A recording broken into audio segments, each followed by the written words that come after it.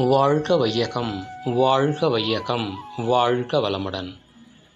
அருள் தந்தை வேதாத்ரி மகரிஷி அவர்களின் நாள் ஒரு நற்சிந்தனை. அக்டோபர் மாதம் 23ஆம் தேதி.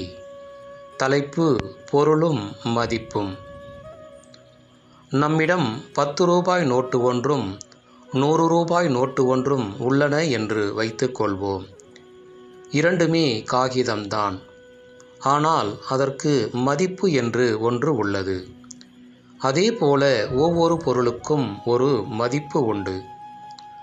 அந்த பொருள் நமக்கு எந்த அளவுக்கு தேவை என்பதை பொறுத்தே அந்த மதிப்பும் அமையும்.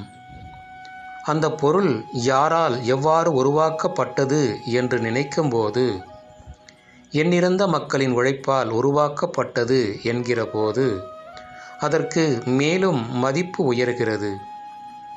பொருளினால் மதிப்பே தவிர எனது, என்னுடையது என்பதினாலே மதிப்பு உயருவதில்லை. ஆகவே இந்த பகுத்துணர்வில் தொகுத்துணர்வு பெற வேண்டுமானால் தவம், தற்சோதனை இந்த இரண்டும் அவசியம் வேண்டும். அந்த தவத்தை பெற்ற பாக்கியசாலிகள் நீங்கள். உங்களுடைய உள்ளம் உண்மையிலேயே மகிழ்ச்சி அடையத்தான் செய்யும். குரு என்பவர் எங்கிருந்தோ வருகிறார் என்று எண்ண வேண்டாம். அது உங்களுடைய வினையின் பதிவுதான்.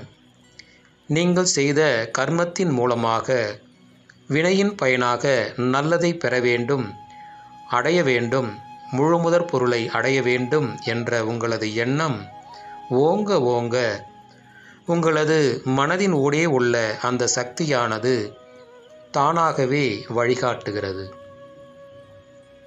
அருள் தந்தை அவர்கள் வாழ்க வளமுடன்.